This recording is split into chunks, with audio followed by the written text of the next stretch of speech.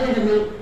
கூத்தன் இருந்தான், குரலரசன் இருந்தான், வார்த்தை தமிழுக்கு வணங்கிய தமிழ்வேந்தன் கம்பன் இருந்தான், வயதான தமிழ் பாட்டி அவ்வை இருந்தால், புலிசூடா நாடறிந்த புகழேந்தி அங்கிருந்தால், நக்கீரன், நன்னாதன், அவ்வசலை, சிலம்பெடுத்த தக்கன், காவலரை மூவருமே காத்திருந்த வாளுக்கு காவலரை நம்பி பாட்டெடுத்த அவன் தம்பி எத்தனை பேர் மொத்தமாய் யாப்பிலா பாடலும் யாதரும் கவிதையென்னும் மாப்பலா மடியில் வாங்கி காப்பெல்லாம் காத்திருக்கும் என் தமிழ் மக்களே, மண்ணெல்லாம் வீரம் சொல்லும் மாதர் கண்ணெல்லாம் கற்பு சொல்லும் விண்ணிலே ஏறுகின்ற கொடி நிழல் பகைய வெல்லும் என்று சொல்லி கைத்தட்டின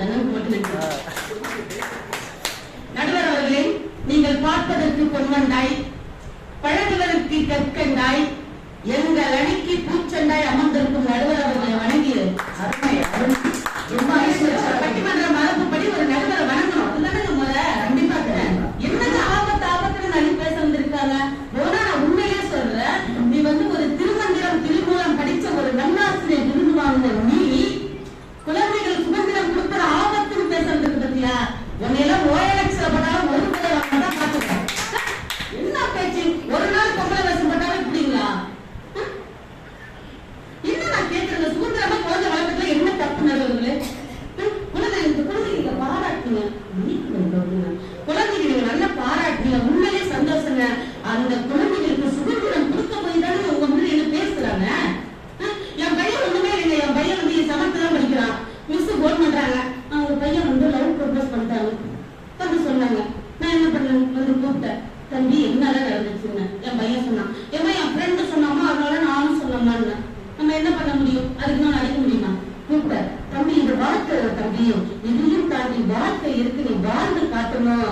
இதுதான் உனக்கு சின்ன விஷயம் தான், இதை நம்பி நீ வாழாத. இதை தாண்டி உனக்கு வாழ்க்கை இருக்கு. லட்சங்கள் சம்பாதிப்பது ஒரு நோக்கம் இல்லம்மா, லட்சியத்தோட வாழ்றதான் அவன் நோக்கம். நீ பெருசாகி வளர்ந்து வந்து என்கிட்ட நின்று அப்ப உனக்கான வாழ்க்கை நான் சொல்லித்தரேன்னு சொன்னப்ப என் பையன் எதுனால உனக்கு கேட்டாங்க. என் பையன் ஒரு சுதந்திரமா வளர்த்தனால தான் சொல்றேன். இதனால ஒரு அனுபவத்துல தெரிஞ்சிருக்கணும். கவிஞர் கண்ணதாசன் கூட அழகாக சொன்னார், பிறப்பு என்பது யாதினை கேட்டின் பிறந்து பார் என்று இறைவன் சொன்னான். இறப்பு என்பது யாதினை கேட்டேன் இறந்து பார் என்று இறைவன் சொன்னான்.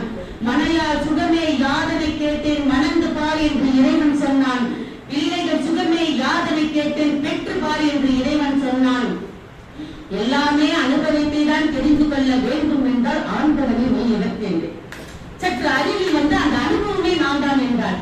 உன் வகுப்பறையில் யாரை எல்லாம் முட்டாள் என்று சொல்லுவீங்களோ அவங்க தானே தன் அனுபவங்கள் எடுத்துக்கிட்டார். உன் வகுப்பறையில விதிசனை முட்டாள் என்று அறிவித்தோம். அவன் தானே மின்சாரம் உள்ளிட்ட 2000 கண்டுபிடிப்புகளை கண்டுபிடித்தால் உன் வகுப்பறையில் கால் மாற்று முட்டாள் என்று அறிவித்தோம். அவர் தானே மூலதனம் என்ற புத்தகத்தை எழுதினான். உன் வகுப்பறையில் தான் காந்தியை பெரிதாக மதிக்கப்படவில்லை. அவர் வழக்கறிஞர்களோடு சரியாக செய்ய முடியாமல் இருக்கும் காந்தி தானே தன் அனுபவம் இந்தியாவுக்கு சுதந்திரம் வாங்கியிருப்பார். இதை விட்டுட்டு குழந்தைகளை கண்டிப்பா வளர்ப்பா, அப்படிதான் வளர்ப்பா, இப்படிதான் வளர்ப்பேன்.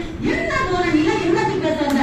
ஒண்ணுமே இல்லைங்க. ஒரு நாள் போன வீட்டுக்கு கூப்பிட்டா, சரி பரவாயில்ல என்னோட ஃப்ரெண்டு தான் போன ஒரு வீட்டுக்கு கூப்பிட்டாங்க.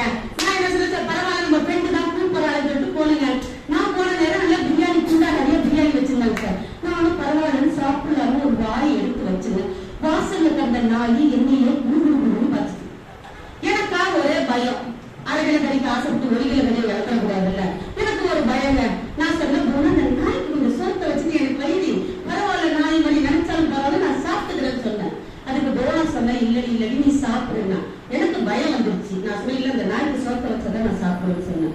இல்லடி அந்த நாய்க்கு ஒரு கெட்ட பழக்கம், அது தட்டுல யார் சாப்பிட்டாலும் இப்பதான் மறைச்சு மறைச்சு பார்க்கலாம். நாய் தட்டுல சோற வைக்கிறது எல்லாம் வருது நட்புக்கு பேச நினைக்கிறேன். அதுவா பரவாயில்ல, எங்க வீட்டுக்கு ஒரு நாள் வந்தா சரி பிள்ளை வர்றாருன்னு சொல்லிட்டு வாடி போயிட்டு காப்பி தண்ணி கலக்கலன்னு உள்ள போனேங்க. எங்க வீட்டுக்காருக்கு நான் ஒரு டாலர் வச்சு செய்யணும். நான் அழகா எலுமிச்ச பல கலர்ல அழகா இருக்கேன்னா, எலுமிச்ச பல கலர்ல அழகா இருக்கா என்ன எல்லாரும் நியாயமா இருப்பாங்க. உண்மையில கருப்பாளையா ஒரு நயமா சொல்றாங்க. ரொம்ப அருமை. கருப்பா பத்திய அழகா பத்திய தப்புங்களா? உண்மையிலே சொல்றாங்க. கலக்குங்க கலக்குங்க அழகா பத்திய தப்புங்களா? உள்ள காப்பி தண்ணி கலக்கலன்னு சொல்லிட்டு உள்ள போனவே எங்க வீட்டுக்காருக்கு டாலர் வச்சு செய்யணும். அது ஏன் மகத்தை வச்சு இவன் கேட்கிறா, ஏன்னா இந்த டாலர் வச்சு செய்யணும் அது இவன் மகத்தை வச்சு போட்டுருக்கேன்னு கேட்கிறப்ப அதுக்கு என் வீட்டுக்கார் சொல்றாரு, நான் நைட்டு 12 மணிக்கு போவேன், காத்து கருப்பு பேய் பிசாசி வச்சு வந்துச்சுன்னா இவன் மூஞ்ச காமிச்சா பயந்து போயிடுவாங்க. சந்தோஷப்பட்டாம இருக்கிறீங்க, கட்டுறீங்க, பரவாயில்ல போறாங்க. ரொம்ப அருமை. உண்மையிலேங்க குழந்தைகளை வந்து அடிச்சு வளர்க்காதீங்க, அன்போட அணைச்சு வளருங்க. அப்பதான் குழந்தை நம்ம கூட வாழ்ந்து நம்ம கூட சந்தோஷமா இருக்கும். உண்மையிலேங்க ஒரு நாள் அப்படிதான் ஒரு நம்மளால எப்படி வாழ்ந்தோம், நல்ல சுதந்திரமா ஜாலியா சந்தோஷமா வாழ்ந்துருக்கோம்ல. ஒரு நாள் அப்படிதான் ஒரு அம்மா வந்து அந்த குழந்தைக்கு இட்லி வச்சு ஊட்டிட்டு இருக்கு. நான் என்ன பத்தி அந்த குட்டில இட்லி வச்சு ஆட்டோக்காரன் வந்துட்டான். ஆட்டோக்காரன் வந்தோன்னா அந்த அம்மா என்ன பண்ணிச்சு, இட்லி அப்படி வாயில வைக்கிறது அந்த குழந்தை நவந்துச்சு, ஆட்டோக்காரன் வாயில இட்லி போட்டுச்சு. ஆட்டோக்காரன் சொல்ற தக்காளி சட்னி நல்லா இருக்குங்க, நான் தேங்காய் சட்னி வச்சுக்கோங்க. அப்படி வளர்க்க கூடாதுங்க. உண்மையிலே சொல்றாங்க, கொரோனா வந்துச்சு நடுவுல, கொரோனா வந்துச்சு, எத்தனை நல்ல நல்ல மனுஷங்கள செத்தாங்க, எவ்வளவு மனுஷங்க செத்தாங்க. ஆனா நீங்களே இருக்கீங்களா? காரணம் வந்து நீங்க நல்லவங்க, எங்க பக்கம் தீர்ப்பு சொல்லி சரி சரி, தீர்ப்பு கொஞ்சம் பார்த்துதான் சொல்லணும். பாட்டுக்கு நல்லா பேசுறீங்க, பேசுங்க, காட்டுங்கள் தீர்ப்பிற்காய். உண்மையை சொல்லி எந்த குழந்தையும் நல்ல குழந்தை மண்ணில் பிறக்கையிலே அவர் நல்லவராயினும் தீயவராயும் அன்னை வளர்ப்பதிலே பெற்ற அன்னை வளர்ப்பதிலே. தெரிஞ்ச நடுவதிலே ஒரு குழந்தை நல்லவரா வாழும் தீயவரா அன்னையோட கையில தான் இருக்கு. அதை நீங்க நல்லவரா ஒரு உரிமையா கூட்டு சுதந்திரமா வளர்த்து விடுங்க. நான் அதுதான் நான் இல்லைன்னு சொல்றேன். ஒரு தாய் வந்து ஒரு மகனோட வேலையை எப்படி நாங்க சொல்றேன், மகளே நீ பிறந்த அன்று வீட்டில் நட்டு வைத்தோம் தென்னங்கன்று, நாங்கள் உழைத்த உழைப்பில் நீ வளர்ந்தாய், நாங்கள் ஊற்றிய தண்ணீரில் தென்னை வளர்ந்தது, எங்கேயோ இருந்து கொண்டு நீ சம்பாதிக்கும் பணம் உனக்கு இன்பத்தை தந்தது, இங்கேயே இருந்து கொண்டிருக்கும் தென்னை எங்களுக்கு சுவை நிலையையும் சுக நிலையையும் தந்தது. ஒரு நாள் நீ ஈமையை மூழ்கி கிடக்கும் பொழுது என்னை ஈமைத்த செய்தி உன்னை வந்தடையும், நீ அப்பொழுதும் ஈமையை தான் மூழ்கி கிடப்பாய். என் இறுதி ஊர்வலத்துக்கு நீ வராமல் போனாலும் பரவாயில்லை மகனே, நான் வளர்த்த தென்னை என்னை பாடையாக சுடுகாடு வரை கொண்டு சேர்ப்போம். எனக்கு ஒரே ஒரு வரம் தருவாயா, நான் செத்ததுக்கு அப்புறம் இருந்த பின்ன உன்னோடதாயா பேச ஆசைப்படுறேன். உங்கள் படித்த விஞ்ஞானிகள் சொல்லி www.ஆறுதல்.com என்ற இணையதளத்தை உருவாக்கினேன் மகனே. நான் உன்னுடன் பேசணும் ஒரு தாய் சொன்னா அந்த தாயோட அன்புக்கு நிகழ் எது இல்லைங்க.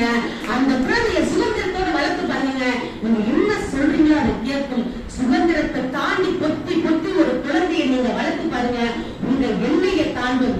காரணம் என்னன்னு கேட்டீங்கன்னா, என்னடா இது என்ன இருக்கு என்ன இருக்குன்னு அந்த குழந்தை தூண்டி தூண்டி பார்க்குமா தவிர என்ன தெரிஞ்சுக்காது. அதே சுதந்திரமா விட்டு பாருங்க, இவ்வளவுதான வாழ்க்கை. ஒருவேளை எங்க வீட்டுக்காரங்க எத்தனை கம்பெனி மாறி இருக்கா தெரியுங்களா, அதுக்கு காரணம் அவங்க அம்மா செல்லமா பொத்தி பொத்தி வளர்க்கறதுதான். 10 கம்பெனி 10 கம்பெனி மாறுவாருங்க. அவங்க அம்மா கொடுத்த ஒரே சோறு தள்ளி சோறு முழுகிறது, தள்ளி சோறு முழுகிறது, இதை தவிர மற்ற எல்லாத்தையும் மறந்து உட்காந்துருக்காரு. அப்படி வளர்க்காதீங்க, சுதந்திரமா குழந்தைகளை வாழ விடுங்க, வளர விடுங்க சொல்றேன். எடிசனோட அம்மா என்ன சொன்னாங்க, எடிசனோட வாத்தியார் என்ன சொன்னாரு, இந்த குழந்தை வந்து இந்த படிக்கின்ற குழந்தைக்கு தகுதி கிடையாது, உங்களுக்கு மனநிலை பாதிக்கப்பட்டிருக்கிறாங்க. அவங்க தாய் வந்து நீ என்ன வளர்க்கிற, நீ சரியில்லைன்னு சொல்லிட்டு பத்தி பத்தி சுதந்திரத்துக்கு பறிச்சுக்கிட்டு போனா இன்னாலும் எடிசன் லைட்டை கண்டுபிடிச்சிருக்காங்க. நீங்க வேலை கீழே தான் வாழ்ந்துருப்பீங்களா? சற்று சிந்திச்சு பாருங்க. கமலாவதி நாச்சர் சொல்லிட்டு ஒரு அரண்மனை ராணி இருந்தாருங்க. அரண்மனை ஜோதியில என்ன சொன்னாங்க, இந்த குழந்தை ஒரு நாள் பெய்த்து பிறந்தாதான் அரசாங்கம் சொல்லிட்டாங்க. உண்மையிலே நடுவர்களே பிரசவங்களை யாருமே தடுக்க முடியாதுங்க. இருந்தாலும் எங்க தலைமையில கட்டி தொங்க விடுங்க சொல்லிட்டு பிறந்தவங்க போச்சுடையாரு. தமிழகத்துல 72 சிவனாலயம் கட்டினாங்க. இருந்தாலும் தாய் கண்கூட பார்க்க முடியலைங்க. இருந்த போதும் அந்த தாயோட உள்ளம் நினைத்தது தன் குழந்தை வாழ்ந்து பெரியாராயி இந்த உலகத்துக்கு சமூகத்துக்கு செய்வான்னு சொல்லிட்டு அவர் தானே 72 சிவனாலயம் கட்டினாங்க. நம்ம மறந்துடக்கூடாது இல்லைங்களா. செல்லும் வழியும் எங்கும் பள்ளம் வர